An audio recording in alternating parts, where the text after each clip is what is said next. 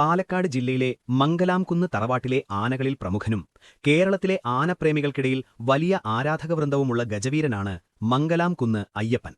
ബീഹാറിൽ നിന്നുമാണ് ആനയെ വാങ്ങിയത്. ആദ്യ പേര് ഗജേന്ദ്ര പ്രസാദ് എന്നായിരുന്നു. പിന്നീടാണ് മാറിയത്.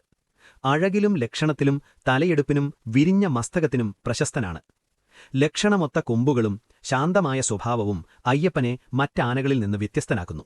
ഏകദേശം 300 സെന്റിമീറ്ററിലധികം ഉയരമുള്ള ഈ ആന കേരളത്തിലെ ഉയരമേറിയ ആനകളുടെ പട്ടികയിൽ മുൻനിരയിലുണ്ട്. എഴുന്നള്ളത്തുകളിൽ തലയുയർത്തിപ്പിടിച്ചു നിൽക്കാനുള്ള പ്രത്യേക കഴിവും ആകാരഭംഗിയും അയ്യപ്പനെ കാഴ്ചക്കാർക്ക് പ്രിയപ്പെട്ടവനാക്കുന്നു. സാധാരണഗതിയിൽ വളരെ ശാന്ത സ്വഭാവക്കാരനായാണ്, എന്നാൽ തനിക്കിഷ്ടപ്പെടാതെ വന്നാൽ ആള് വേറെ രീതിയിലായിരിക്കും.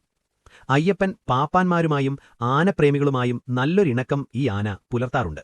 മെയ് 20-ാം തീയതി ആരുടെയൊക്കെയോ വാശിപ്പുറത്ത് ആ ജീവൻ പോയി. അയ്യപ്പനെ ഇഷ്ടമുള്ളവർ ചാനൽ ലൈക്ക് ചെയ്യണേ, സപ്പോർട്ട് നൽകുകയും വേണം.